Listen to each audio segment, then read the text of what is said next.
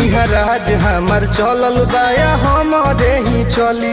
ढेर अइले गइले गुंडा माफिया कटने बाहुबली, केहू के बस के चीज नइखे। इहा राज हमार चलल बाया हमारे ही चली। ढेर अइले गइले गुंडा माफिया कटने बाहुबली, मार के गोली बंद कदम बोली हरदम ला सुता दे। माहौल जवन बदली ओके दुनिया से उठा दे। माहौल जवन बदली ओके दुनिया से उठा दे।